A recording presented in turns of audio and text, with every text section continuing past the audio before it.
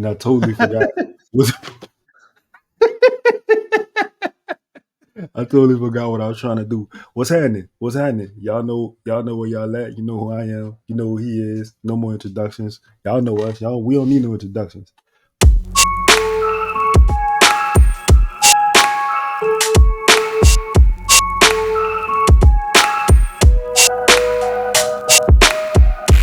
Shout out to Quavo, man. Shout out to Offset. He on his first tour.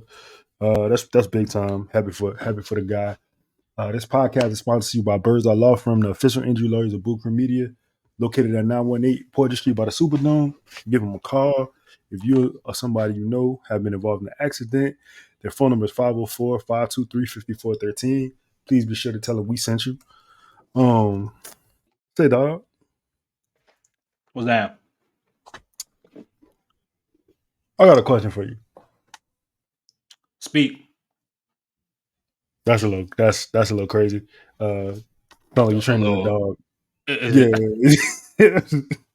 But I could say, but you my dog. So it's like, you know what I'm saying?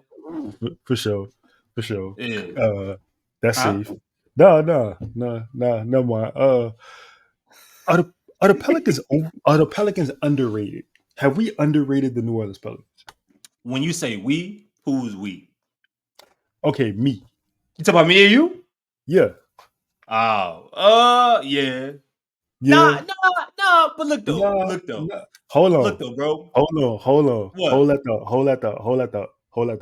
You got to get with this shit or get left behind this shit. It's a different game. A lot of niggas don't know how to transit or change into what's going on. You remember, I always been trendy. I never been a follower. So for me, we're going to start what's going on, but you got to see what's going on and know what's going on. That's our Uptown Gospel. If you don't know, before Chris get going, if you don't know who that is at the top of the screen right there, make sure you understand. Make sure you pay attention. Because the best player, the star player on the team, he was wearing a shirt the other night with that man on it. So make sure you know who that man is. I'm sorry. What was your answer, sir? Shout out to James Tapp. Yeah. So look, truth is, we are jaded by nature, right? We are assuming, and when I say we, there's a portion of Pelicans fans that I can relate to that, whether it be because of the organization, whether it be because of luck, destiny, faith, players that are on the team, whatever it is you're used to something bad happening. It always feel like it's too good to be true. All the time. I ain't got to give you the example, but that's it. With that being said, yes, I do think that the Pelicans are we've underrated them, but I think that's because, bro, a lot of the season was really wait and see. A lot of this season, it wasn't a big off season with big moves. They didn't finish last year making the playoffs, get eliminated in the first round. Zion got hurt again. Brandon's up for an extension, kind of underwhelmed, during the FIBA games. Like, what did you have to be, super excited about until you saw it? That was my. Hold on. That's a little wild. Go ahead. Sheesh. That was my question. When was it? When was the? Oh man. Who was the first on the win? To say that this has been a crazy 24 hours for your guys to win on the road in this environment when there were doubts. Jerome, what does it mean to you? Well, I thank the Lord. Well, I thank Coach. Hey man, hey! Shout out to my dog. I'm sorry, bro. I don't have my phone in front of me. Shout out to my dog who DM'd me or trying to give me the clip. Son, I'm sorry. I'm bad with messages. I meant to respond to you. Send it to me, dog. Like you could just put it in the DM, however you want to do it. But listen, I appreciate the offer. Y'all some real. Hey, bro. say, Chris, there's some real ass people that be talking back in the chats and shit. Like it'd be fun as hell, bro. like having an interaction like with Corey, my dog, Donald Allison, like it's a million people at the top. Like Reed Vega, like it's just a lot of real ones in the chat. We appreciate y'all. Chung, Chung, you know what I'm saying? man. Yeah, bro. Chung. Like you name them all, man, and they not only just pull up to they not only pull up to the live shows we do, they pull up to the separate shows that we do outside of Pro Pels Talk, man. So, like, shout out to y'all, man. Like, anything that we get from this, I mean, it wouldn't be the same without y'all commenting, without y'all supporting, without y'all interacting and stuff, buying merch when we drop it, shit like that, bro. Like that makes I guess a voyage in this shit that's only been a couple years now. That makes it looking forward to the next couple years, the next year down the line, as this shit continues to progress. Because I was about to say some other shit that wasn't going. Yeah, I had to bring the video back up. That was maturation though. That was maturation. Shout out to Ross. Man, me and Ross was having a conversation yesterday. He was like, "How the fuck y'all be so quick on the words y'all know not to say?" And I was just telling him, I'm like, that's the reason. It's an education in verbal linguistics. That's the reason why we do this. You know what I'm saying? That's the reason why we do it. We want y'all to pull up the source out and be like, no, you know what? No, I can go about another way of saying that word. Shout out to Justin. Because my dog finally got it. He finally understands the game now. No, he didn't. No, he don't. Because I texted him about a video to upload to YouTube, a short, and he texted me back a day later saying, "I'll get it up." That's crazy. Come on, Jermaine. You making me look bad, bro. You from uptown. Come on, Jermaine. Do your homework. Do your homework about Jermaine needing to know not to say, "I'll get it up." Come on, man. Did he ever watch Friday after next Friday? Did he just stop on the first one? He just stopped on Friday. He said the plan was to watch next Friday, but he never. We gotta chat. Listen, if y'all watch this show, next time we do a lot, I think Wednesday is the next game. We need y'all to address this in the comments. Like, we need y'all to tell Jermaine he gotta finish watching Trilogy of Fridays. There's no way it's 2024. My dog ain't seen a Friday. What was the realization for you that this team might be underrated? Like, when did you realize, like, damn, dog, they kind of good? So when I realized I was a little bit wrong. Yeah, I was starting to be wrong. Yeah, starting to be wrong. It ain't done yet. Yeah, but I think I realized it when I started to look at how many games they were just taking care of, bro. Like against teams that talent-wise don't stack up against them, against bad basketball teams. They just went up and just beat the shit out of them. And lately it's been from the opening start of the game. When you got even games against the Knicks where they kind of back and forth, but then the third quarter, they just decide, yo, we the better team. We're going to put this shit away. We're going to get up by 10, 12 or whatever, and this is going to be the end of this. You know what I'm saying? So I think that's one element because we know for a while, like, good teams, they take care of those opponents consistently. Like, they win the games they're supposed to win more times than not. But the second part of that back-to-back against Minnesota, when they were on the road, I think they lost the first half of that back-to-back, if I remember correctly. I'm not sure. But the second half, road back-to-back against Minnesota, team had only, I think at that time, Minnesota hadn't lost back-to-back games all year. And they had only lost like once or twice on like at home at that period of time. And the Pelicans not only won, but they beat the shit out of them. So I think that's why I was like, all right, maybe I'm a little like, I still have my critiques. Yeah. Now you got Herb Jones and Trey Murphy playing some of their best basketball of the year. It's hard to really be like, not be all in.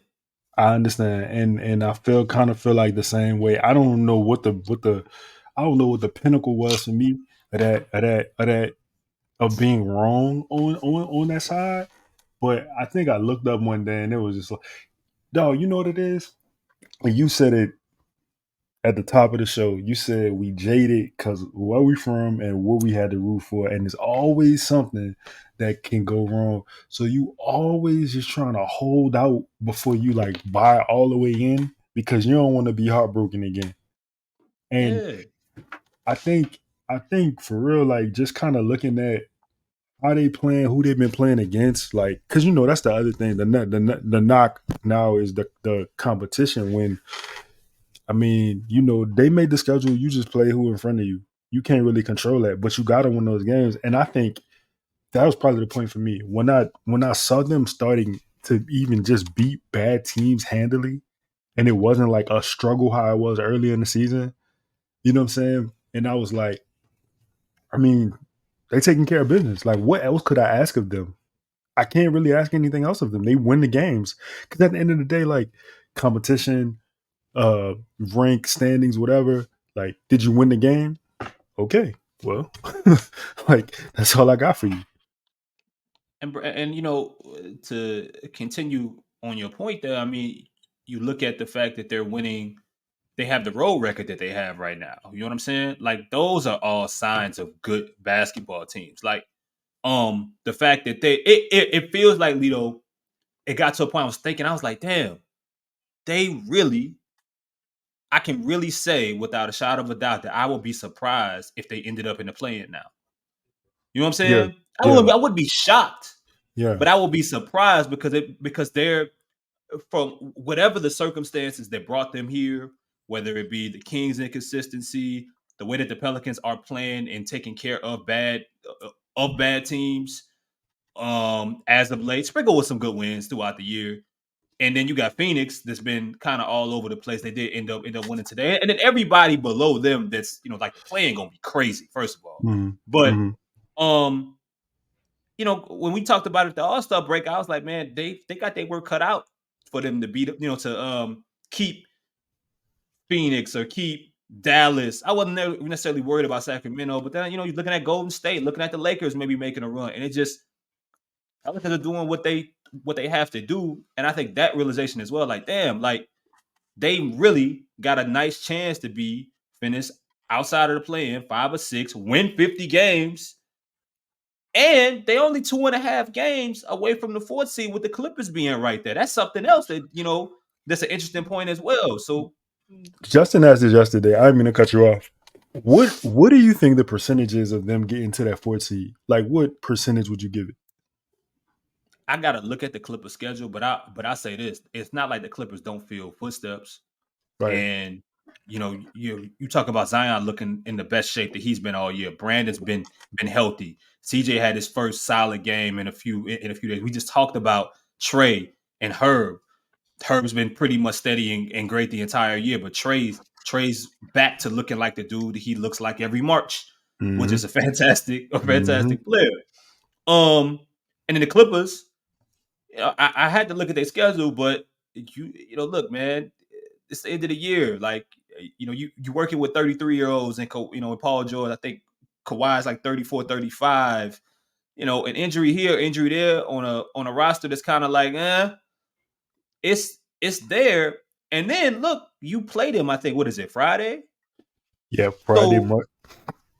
So let's say they keep pace with their next couple games. Clippers win, Pelicans win their next game, and then they both lose, whatever.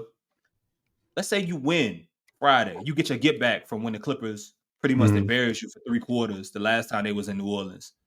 Let's say the Pelicans win it, and then you're 1.5 games away from the 4th seed. You gotta say they at least got a 40% chance.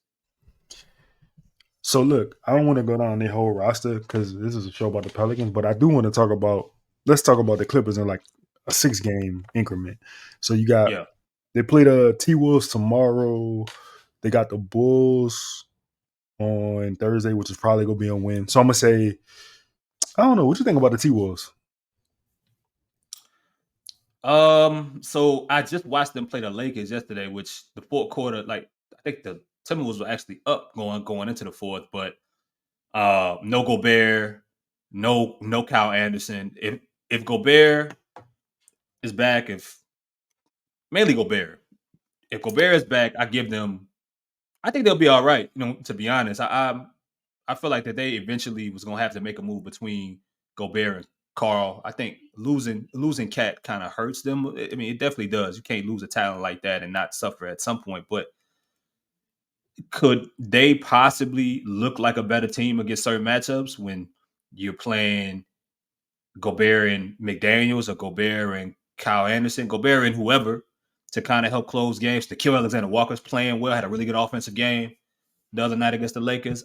I don't think that they're as doomed as some might think. You know what I'm saying? So I still think that they're, even without Cat, they're a good to a pretty good team.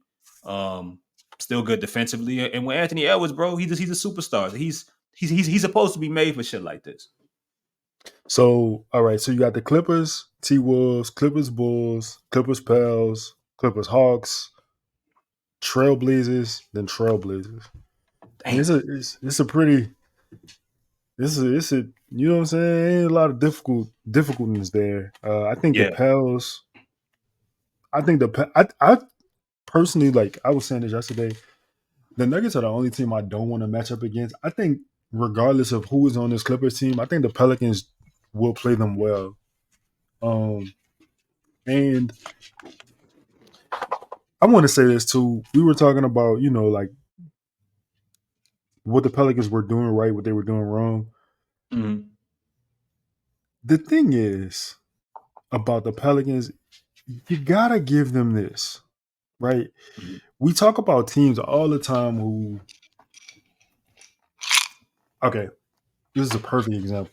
That Golden State 4-year run, and I'm not saying this is what the Pelicans are doing, I'm just making an example.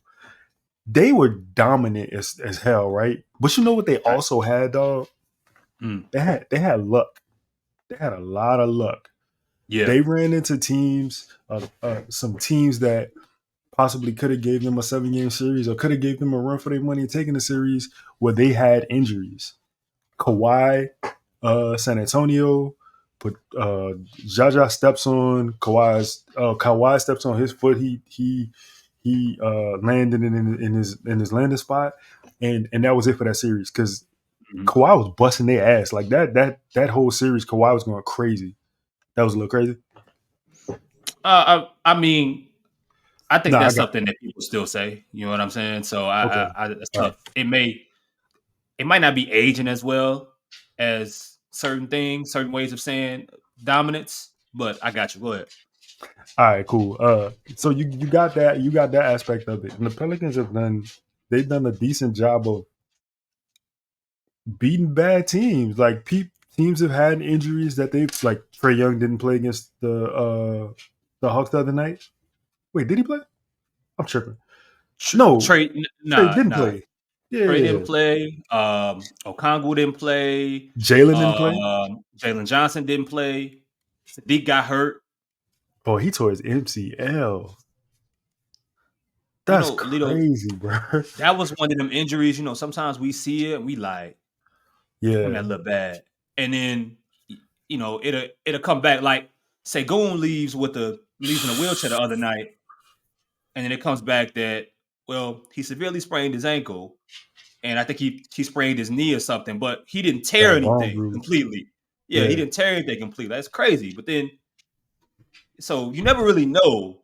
But when everybody saw that Sadiq injury, it was like, oh no, like that's what it was. I hate watching dudes get hurt, for one, but for two, anyways, just the Pelicans in general, like I said, the luck aspect of it, I think that's something that gets overlooked because people take it as like this Timberwolves injury. I don't want to see anybody get hurt. I hate injuries. Like I've been in Minnesota a long time without success. I'd like for him, to see some success. But it's crazy the way that this opens the door for a lot of teams in the West. Because the Clippers are third now. I mean, the T-Wolves are third now. The Clippers are 3 games behind the T-Wolves, and the Pels are 5 games behind them, if I'm not mistaken. So, you know what I'm saying? Like that, it's still 18 games left. You have to. Yo, we talking about 4th, but what if you get 3rd? I mean, you never know, man. I mean, and that's the thing. Like with the fact that like the Pelicans ain't really had no terrible like losing streaks throughout the year either. For whatever reason, they can't really win 5 in a row. But Yeah. I think that what's the most like this has been like, you know, you ever get on if you board a flight and it's just a smooth ride pretty much from start to finish, you know what I mean? Smooth landing, no turbulence, no nothing. Like what nothing necessarily, you know, you may have had a few moments of really good service, but it was just, you know, and then you wake up and you there. And for the Pelicans, it just feels like one of those kind of seasons to where there ain't really like you had the play-in situation, and I know that they didn't start off the season necessarily dominant, and they look. I mean, bro, I still got questions about certain elements of the team and how they gonna play in a series. When you're talking about, you know, when teams look to take away what they do best, closing games against good teams, we could. That's a conversation that we have all the time. However, they have escaped things that we are typically used to them going through, right? Like they lost 10 in a row last season, right? You know what I'm saying? They had a stretch, and I'm wrong. They had a stretch early in the year where they lost 5 straight. 5, yeah. But since then, bro, they haven't lost what? They lost 3 in a row at the end of January, but that's it, bro. For the most part, the most you're getting out of them is a couple losses in a row, and then they come back and win 3 or 4. And that just means that like they're locked in, they're focused. Everybody from the staff to the players, like they're realizing what this all means. They're growing in ways to where, you know, AD was talking about whatever game that was. It was Indiana, where they again have, you know, a malfunction with the airplane or whatever the case it is. They don't get into Indiana until super late. None of us expected the main dudes to play. None of us expected, and they all played. Yep. So we was like, huh? And at some points made it a competitive game, and that's like, all right, well, that's unusual. And then you throw in the fact that you mentioned injury, Lito, not just the teams that you've been playing that've been missing certain guys that's timely for you, but the Pelicans ain't really had a bunch of injuries to really, you know, that we're used to. The main guys that we talked about have been playing games. CJ's had more extended absences than either Brandon or Zion. Trey had his early injury stint, but outside of that, Herb's been healthy. Like your main dudes have been out there. We ain't used to that. Bro, it's so many stats that I literally just want to toss out and talk about, but I want to start with this. You got 39 wins, 25 losses, right? Yeah. You have, I will say this, given that we critique so much about the lineup and rotations, hey, listen, I still want Jordan Hawkins to play. You talk so much about lineups and rotations and like, man, this guy should be playing or this set. Like we hate elbow. I hate it. Just nothing to do with the Pelicans. I've hated it for a long time. It's to me, you got too good of players to be. You got two, like you can run. It's easier sets you can get into, better sets for better skilled players. Anyways, I will say this: they're consistent even in the losses. You got what was the one stat? So free throw attempts. You got 23 in the win, you got 23 in the loss. Offensive rebounds, you got 10 in the win, 10 in the loss. Defensive rebounds, 35 in the win, 31 in the loss. Steals, 9 in the win, 7 in the loss. 5 blocks, 4 blocks. Like it's pretty even kill. So like even when they get beat, it's not like they getting cooked. The other team is just performing better in that time. But I do want to give you these four stats to me, which is kind of crazy. So offensive rating, 118. That's 8th in the league, right? Defensive rating, 112. That's 6th in the league. 3-point percentage, 38.3. That's 5th in the league. I think they're fourth in steals. You got a top 10 offense and a top 10 defense. And it's so crazy because I swear to God, like my eye test, maybe up until February.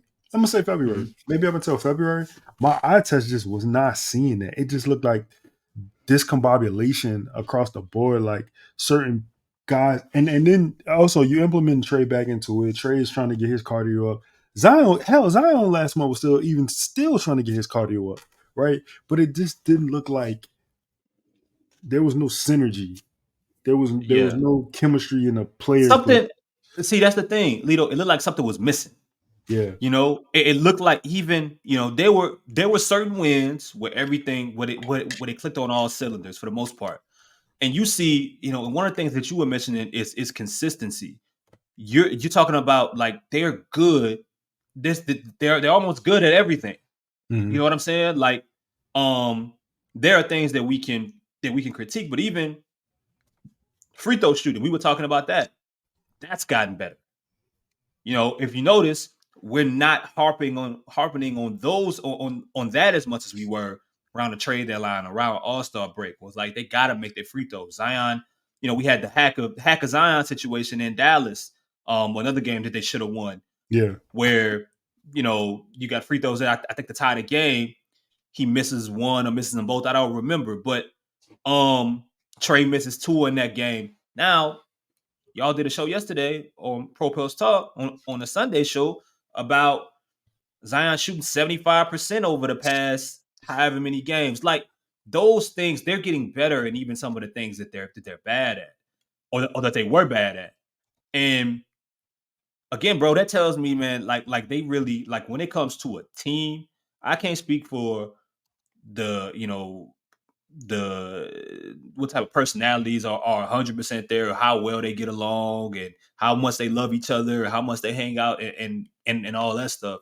But I can tell you that when it comes to locking in and taking care of what is on paper, taking care of what's being asked for them to do, it's starting to feel like they're committed to doing that every single game.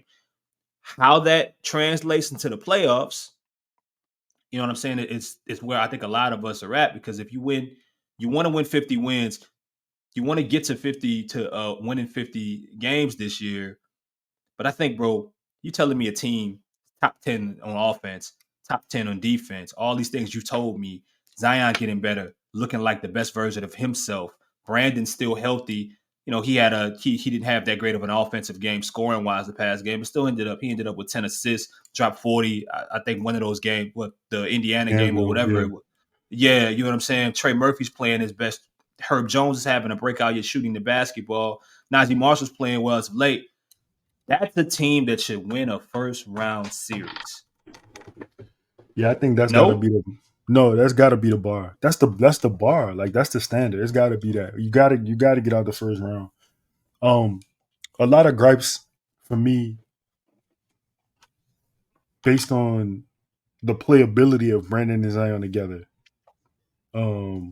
Yeah. And like it's been as of late, it's been certain things I've seen. There's still not multiple actions per game, but like I don't remember what game it was, but Brandon set a pick for Zion at the free throw line, and Zion got a layup. Zion was able to fire Brandon for an open three the last game, and I've been seeing a little bit more of a chemistry between the two. Now it hasn't yielded a lot as far as like points responsible for either player, but the thing that I've realized, it's opened up the game for the other players. Right. Because realistically, Brandon don't need Zion to set him up, and Zion don't need Brandon to set him up. But right. but Trey need it, Herb need it. You know what I'm saying? Like Jonas needs that. CJ can always get his own shot, but I would appreciate CJ taking a three that was assisted rather than creating his own three or his own midi. I think it's so crazy. I said this on Pro Pels Talk. I was kind of upset about Brandon and Zion's lack of scoring outbursts as of late, But I think I just kind of I realized that maybe they bought into something that I was not aware of, and I had to buy into it too. Like I was telling you in the show we had with Five, when my homegirl played Jeezy for the first time and I hated it, and she told me I was listening wrong. Well, it made me realize maybe I'm watching it wrong. Yeah. You know what I'm saying? Because Lito, I guess what you got to ask yourself is that enough for you to? They're finding a regular season formula. Right. And with any level of success, you got to start there, right? And I think that the people sometimes what people hate when they listen to us is that like we're always looking down the line, bro. Cool. Like we're not, I'm not a person that celebrates victories today very long. I'm already thinking about, down the line. I'm already in April, bro. Like that's just how I operate. I'm already in April. So this show makes me kind of reflect a little bit and say, damn, like I was wrong on this. I was wrong on this. Like they figured out / are figuring out a regular season formula. And even that means winning games that we're accustomed to having to see over time, watching them where this guy didn't play, CJ was out, maybe Zion's out on a back-to-back, or or Brandon's out, with the flu, whatever the case may be. But they, for the most part, have figured out a regular season formula. But what I'm hearing from you, and I think we share this when we're talking about scoring, we're talking about domination. And maybe that domination, maybe in the playoffs, like Brandon's not playing 33 minutes. Zion's not playing 32 minutes, right? You're going to, like, those minutes are going to be higher. So maybe that 7, 8, 10 assist game in the playoffs becomes 10, 12, 15. Well, that's a dominant game too. And I think for both of us, we got to see, can those guys be dominant? Too often in the playoffs, man, like that's really what it comes down to. Your others can help you. Your others can win you games. Your role players can win you games. But in the playoffs, dog, your number 1, your number 2, they gotta be there. Your number 3 has to be there more times than not. And I think we don't have enough examples of this version of the Pelicans, of Brandon and Zion being dominant together based off of using each other. We've seen a lot of others. We've seen the depth come into play for the Pelicans. We've seen big nights from other guys. When I think our worries are, all right, well, when you matched up against the Clippers and they got Kawhi and Paul George having a night where they both drop 30, or you play, the Nuggets and Jokic and Jamal Murray are both having really good games and Michael Porter Jr. showed up, can your two guys match that together? Can they do it together, or will it even matter? And that's why I'm lost at. Like, can they bring this style of, maybe it's his night, maybe it's his night, and succeed and beat a team in the playoffs in the first round?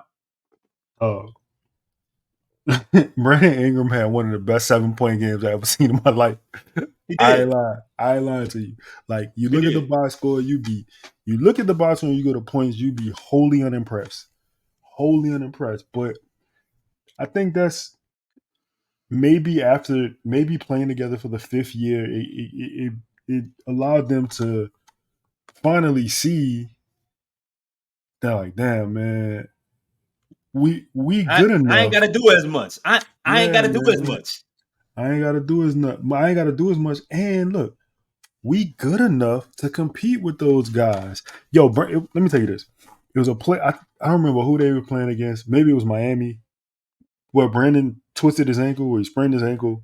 He got hurt, left the game. And, I mean, if we keep it a beam, Brandon the O would have been out like 3 weeks. Yep. He'd have been out for some time. Mm-hmm. That boy came right back 3 plays later. Like, right back. The Knicks game. Yep. I was sitting back. I'm sorry. Hold on. I'm sorry. I want to thank the Lord. I want to thank Coach Harbaugh. Fucking love you, man. Love the shit out of you, man. This is for you. The niggas game is crazy. I'm Booker T cutting my promo. Damn, that's crazy. I'm sorry. I'm sorry. We gonna take what we want after we get what we want. Hulk Hogan, coming for you, nigga. Oh my god! Shout out to Booker T, man. I don't know what the hell he doing now, The next game, man. Brandon came back. I think we all like that. Like they are anything.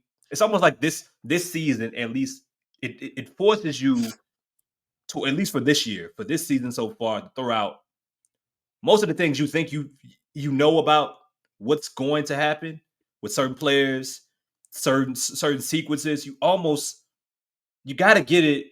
They're asking you to give it the benefit of the doubt. So that's why I'm trying not to. I've still had to wait and see. I gotta see how this happens. Like I need to see the results before I get too over the top over it. But yeah, bro. I mean, it's hard to watch what they're doing right now, whether it be against bad teams or whether it be against good teams. Watching them working smarter and not harder necessarily. Like that's when you talk about what Brand is doing.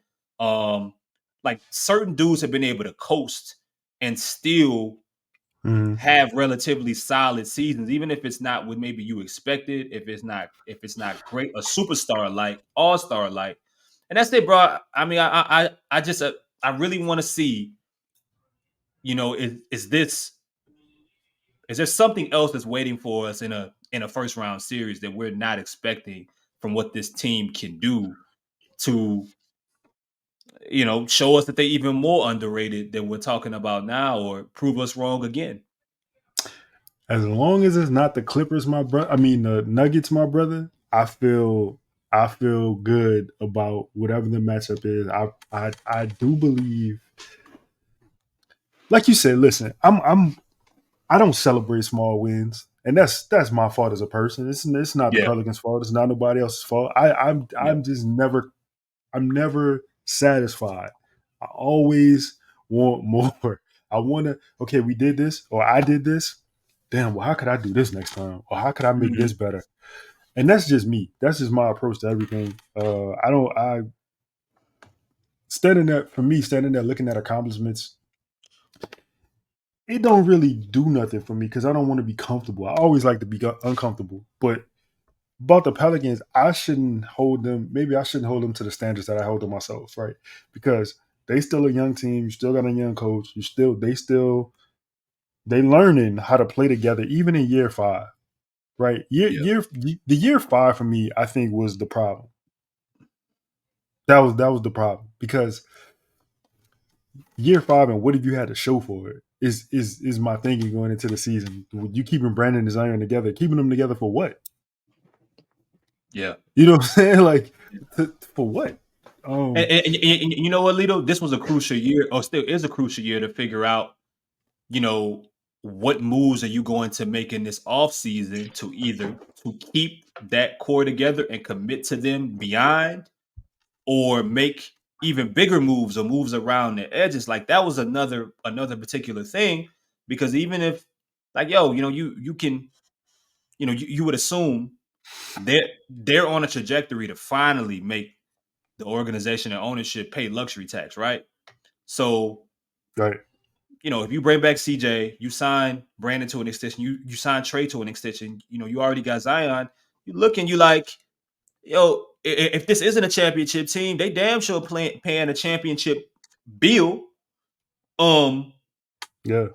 And that's the thing. I think so many of us are trying to see those glimpses. Some are looking at it now and others aren't.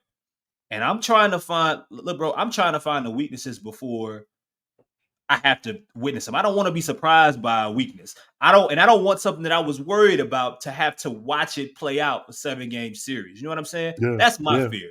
I don't want to be worried about, be talking all year about, can this fit? Can Brandon and Zion be dominant together in a series? And then they unfortunately aren't able to do it, and we're saying, we're having the same redundant conversations. I don't want to be talking about, well, you got to shorten the rotation. The wrong guys are being brought up, or you not having a true and try backup center being an issue. The same things that we've talked about. Maybe Najee Marshall comes back down to earth. You play Jose. Maybe Jordan Harkin should have got some minutes. we don't want to be talking about the same shit that we've been talking about in the regular season, worrying about it not working, and then watching a team punish the Pelicans for it for a series. That's my fear, bro. That's my ultimate fear, I think, throughout this whole year now that they're here. I don't want to see that. You gotta the one thing that I wish going forward we would do is we make adjustments on the fly. Like I know historically Willie likes to take the 10-game set of games and then analyze it and then try to figure out what went wrong and how can we get that better. But in the playoffs, you don't have that luxury. In the playoffs, you gotta make those adjustments on the fly. And my one wish is that, you see something isn't working, like don't wait until game 3 when you're down 2-1 in that situation. Like do it at halftime. Do it, you know what I'm saying? Do it in game. Maybe the variable that you put in it doesn't work in game 1, but maybe for game 2, you know what I'm saying? You got something, you found something right there. I guess in closing, like, you think they get into the second round of the playoffs? I still think it matters about matchup, man. Matchup dependent, yeah. But I do think they're playing and acting like a team that should. You know what I'm saying? Like, dudes are really maturing, and you're seeing them try to show that maturity on and off the floor more and more. And look, bro, whether they do or they don't, my message is this: any player that watch this, any fan, that watch this and say, "Yo, y'all too negative," whatever the case may be, yo, I want them to prove me wrong. I'm hoping. My biggest fears / concerns with this team, I hope they prove me fucking wrong, dog. I hope they prove me wrong. I want to see the team in the Western Conference Finals. I want to see them in the second round. I want to see them in the finals. I want to see them win a championship. But, we all have our concerns. You may see it differently than I do. But I swear to you, I hope that they prove me wrong. I hope that they go on a run that we not expected. I don't believe that they can overcome any type of challenge this particular year. So I think it does depend on matchup, but I'm more confident than ever that they can, and that's saying a lot, bro. Like, I didn't think they win 50 games at one point. Now, the odds are better that they do win 50 games than they don't. I'm shaking my head, but I had them at 48. Yeah. So it's like, what the fuck is 50? You know what I'm saying? Like, if I felt like you could win 48, I'm pretty sure I probably felt like you can. The thing is though, I'm not taking that blame. That's not me. And you know what? Are the Pelicans underrated? Sure. But they're not underrated because it's my fault. They're underrated because I was just believing who they showed me they were. That's all I could do. I'm just taking them as they were. Now, as the season has evolved, they've changed also. They've become deadly. They've become deadly. You know what it's like, Lito? In closing, it's like you have somebody, it could be a family member, a partner of yours, that ask you for money, and you know what I'm saying, they have a consistent habit of doing so and not paying it back when they say they're gonna do it, if they do it at all. You know what I mean? To where it just gets to a point to where you either say, I'm just, all right, bro, I ain't got it, or I'm not, you know what I mean, I ain't giving you money no more. Or when you do, you don't even expect to get it back because that's what they show you. Right. That's what they showed you. Well, this would be an example of, this season, the Pelicans are paying the money back and they paying it on time. And they paying it, they paying it back on time, but we don't have enough examples of them doing that to feel, for some of us, to feel confident that no matter what, bro, like if you got that belief, that's good. What have you done for me lately? Just in case. Okay. Well, I thank the Lord. Well, I thank Coach Harbaugh. Fucking love you, man. Love the shit out of you, man. Shorten that shit up, man. Shorten that shit up. That's all I got, man. In closing. What, that was crazy? I don't know if you had to repeat it like that. Well, I thank the Lord. Well, I thank Coach Harbaugh. Fucking love you, man. Love the shit out of you, man. What's the better album, Carter 1 or Carter 2? Carter 1. Not a popular answer, but you know, I think if you know, then you know. So, in closing, that's the guy. Whoa, Carter 2 better than Carter 3 though. Carter, listen. If we keeping it a bean, if we just being honest, it's late. It's late night now. If we being honest, this is my rank. Carter 1, Carter 2, Carter 3, 5, 4. 4 is terrible. It's the 4. worst. I don't care what nobody says. I got people that are sweating me that was a good project, bro. It was not. It wasn't. Wayne even apologized for it. He apologized. He was just like, man, I'm not working hard enough. And to be honest, like after he did that, I'm so tired of this. He rapping again. He been rapping again for 10 years. Like he been like this ain't nothing. You can't find a song where somebody got the best of him. I'm gonna say what the God did. God did probably the only song, and it's only because Hov had 30 more bars in him. If you'd have gave them the same amount of barge, I don't even know if that's a word, but I just made something up. Webster's, get me on the line. If you'd have given them the same amount of bars, I think Wayne would have started the show because Wayne was about to go on a run right when his verse, like right when that bitch stopped. He was. I could do a whole podcast about this. This is. We should. Let me ask you this. We definitely will. Matter of fact, that's the next show. Is the Black Album a classic? Yeah. Okay. But it's not his best album. I don't think it's a classic. Oh, you sick, bro. 2 songs on there that don't belong. I don't care what y'all tell me. Change Clothes and Go is not a good song. I'm not even about to do that. And Justify My Thug is terrible. But wait though, for all classics don't have. Okay, that's like, fair. Yeah. I mean, like a classic don't make it a perfect album. A couple, like classics got throwaways too. Some of them. In that case, I'm sorry for y'all watching this. I take that back. The Black Album is a classic. It just has a couple bad songs. Yeah, I mean, Justify My Thug ain't all that, but that don't make it a. You know what I'm saying? Like, it's a sequencing. That's what it really is for me. It's a sequencing of it. As a listener of music, I need to hear shit. Like you can't have Moment of Clarity, 99 Problems, PSA, followed by Justify My Thug, then followed by Lucifer. That it fucked everything up for me. And then you get Allure. Bro, you come on, man. Come on, man. It didn't deserve to be on the album. Like honestly, it's not even a good enough song. That's okay though. I mean, like, look, bro, we know music was different at that time. So Change Clothes was a radio single. Pharrell on there. That was something that they had to have for the radio. And he had, he had all of those, bro. Like what album was Excuse Me Miss on? That was on it wasn't on a Blueprint. It had to be on damn. You know what I'm saying? Hold up. That might have been Blueprint too, but that was the Black Album's Excuse Me Miss. It was clear, right?